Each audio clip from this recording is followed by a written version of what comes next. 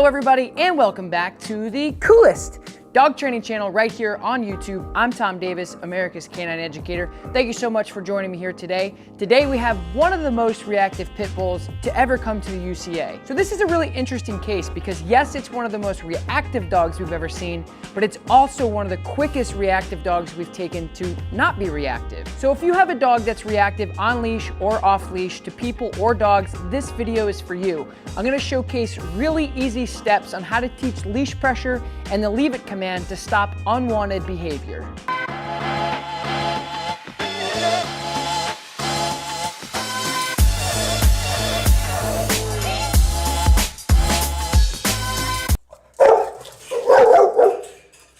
Do you just use the flat collar usually, or do you have like anything else?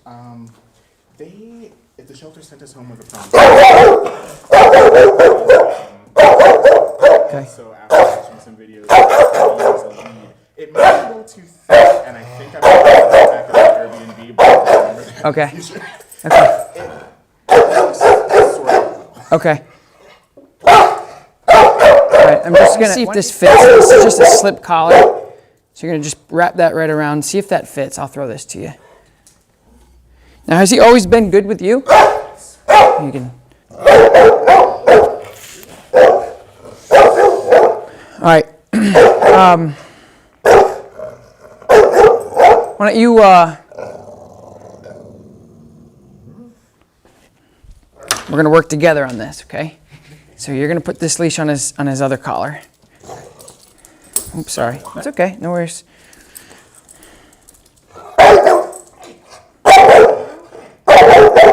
Okay, so give me my leather leash.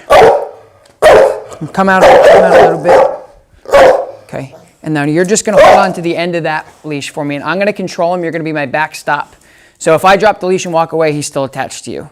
So I'm just gonna work him, and then you just try to let him out a little bit.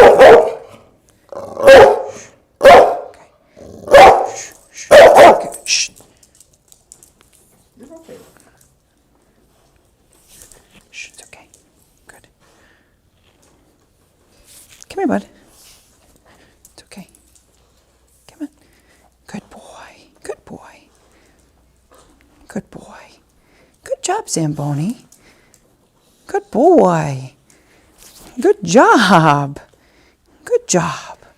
Okay, you can drop the leash now and then just, why don't you just go over anywhere. You don't have to sit down or anything. Just stay in. I just want to pay attention to him and focus a little bit.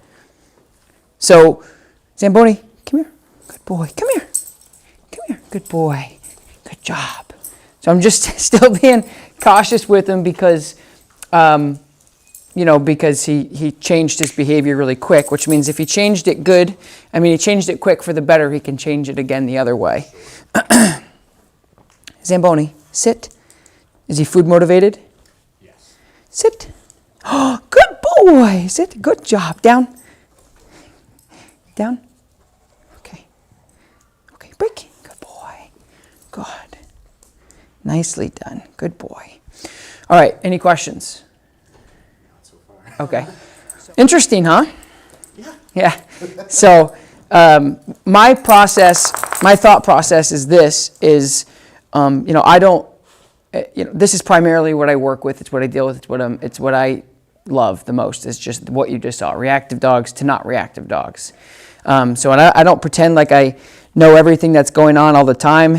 And so my take on it is, come here, buddy. My take on it is like you said before, that there's probably some things that you're doing as a dog owner that sets him up to be that way. Yeah. And so for me, he's doing this, right? And he's barking, he's coming at me. And you as a parent, if you will, if you're in charge of this animal and he's doing all the things bad that you don't like, and not only do you not like it, but other people obviously don't like that either, and you don't do anything to stop him from doing that, he will then continue to do it. Yes. Right? So I just put a piece of rope on him. It's literally like what we call a slip collar. So it's like a martingale collar with a little bit more pressure. So it's a little safer because martingale collars are also they're dual collars for flat collars. So a lot of times they're sitting on, like that's a flat collar where it sits, low by his chest, no control at all. It's just for his tags, which is great.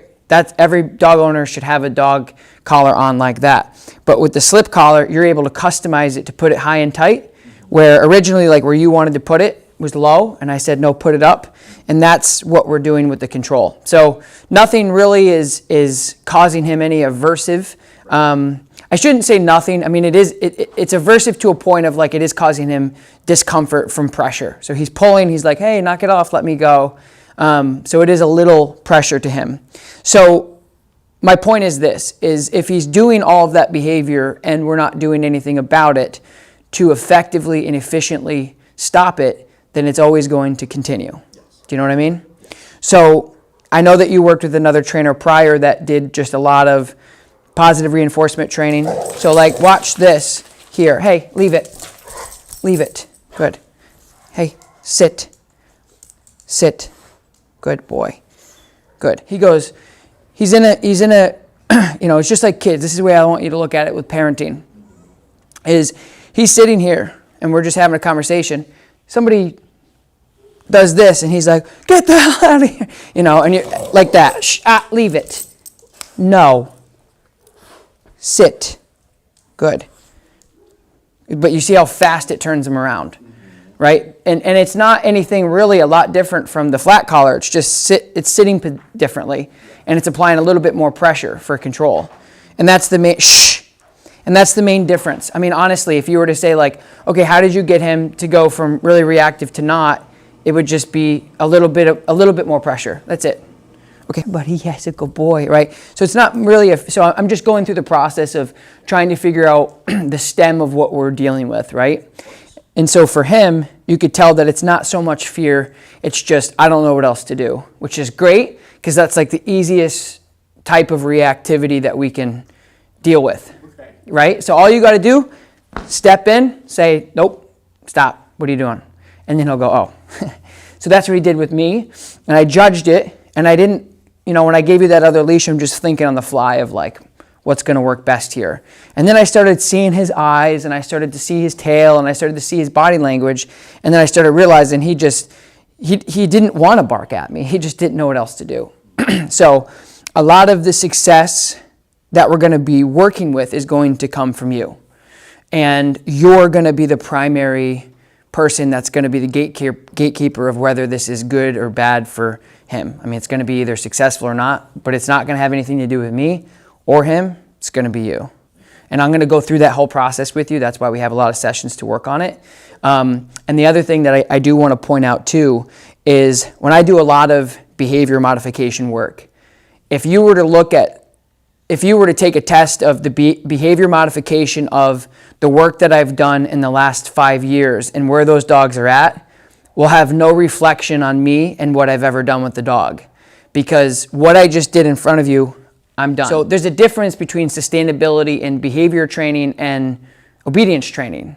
If you're not sustaining obedience training in the future, that may have something to do with the foundation that was built. The sustainability and behavior modification, the proof is in the pudding. Yeah. That's done and over with. We're on to a new level. So now my point is like, I want to put everything with you. Okay? Anywho, so we're going to do some healing stuff, which means basic leash pressure. So I'm going to keep him on my left side to stay consistent. And very basic, I'm going to come out. Zamboni, heel. Good boy. Heel. Good boy. Good. Zamboni, heel. Good heel. Heel. Yes. Good boy. Heel. Yes. Sit. Good. So that was perfect. Back and forth. At this stage, in the foundational stages, I'm looking at him, I'm talking to him a lot because he's never done it. So I'm being holding your hand, and I'm letting him know what I want him to do. So I come out, I say heel. If he doesn't turn with me, he gets that little tug on the leash. And if he does, yay, good heel. And you saw it there a couple times where he understood exactly what I wanted him to do. And that will immediately help with any reactivity or anxiety that he'll have on the leash because you're giving him a sit. Good. You're giving him a job. And the other thing, what you just saw me do that a lot of dog owners don't, is after I healed him around, I asked him to sit because it's kind of like completes the healing terminal there, if you will. And so when I asked him to sit and I'm having a conversation with you, that doesn't mean he can get up when he wants. So that's part of the structure I'm talking about. The little things like that make a really big picture for him. So me as a handler, if I say, hey, do this, and then 4 seconds later he gets up and does something else and I don't care, how good does that make me with consistency and being a good leader? Little things like that. Okay, I'm gonna have you give it a go, okay? Do you have any questions?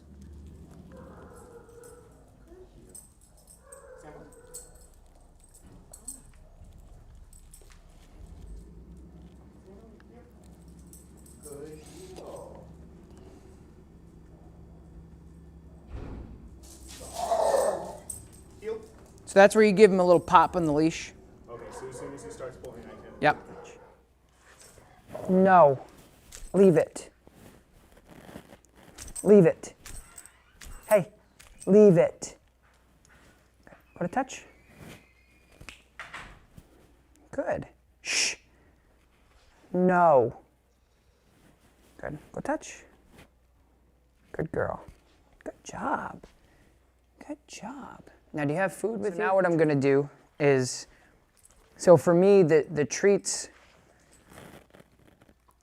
if I did the treats in the beginning, they would be more of a Band-Aid because I wouldn't know if he's paying attention to me or he's paying attention to the treats. Yes. Where what I just did is I said, okay, you have the ability to ignore the other dog for the first time ever. Great, I'm excited about that. Definitely still reactive, not out of the woods, but definitely better, right? So now what I can do is take my cake and eat it too and have my cherry on top where I'm like, all right, now you're next to another dog where normally you could not do that. Now I'm gonna take out some food to make it a lot better. But I don't wanna bring the food out first because then I don't know for sure if he's accepting her in his space or not. Because do you know what I mean? Yeah. And so the question would then come up in my head if I was listening to what I just said, then why didn't you just use the food in the beginning if it works so well? Is because, again, it doesn't tell me that if I took the food out, I can organically, just between me and him, work out the situation, the reactivity with her. Do you know what I mean? A lot of people make that mistake, and that's why the sustainability of the reactivity doesn't last, because as soon as the food goes, then whatever. So I'm going in like organically to like see what's going on. Good, and then Zach, go ahead and heel by again. Good, now what you can do is, so see how he's making the decision not to react, which is great. Do you have a treat? So just put your, do one of these. Good. And then Zach, just get a little closer. Good. And then you can start marking this, good, the focus command or whatever. Good focus. Good job. And then what I like to do is actually take the food, make him see the other dog with, you know, and then, good. And then bring him back down. Good. He's looking at the other dog. He's also looking at the food. Sit. Yes, good. Looking at the dog. Yes, back to me. Wonderful.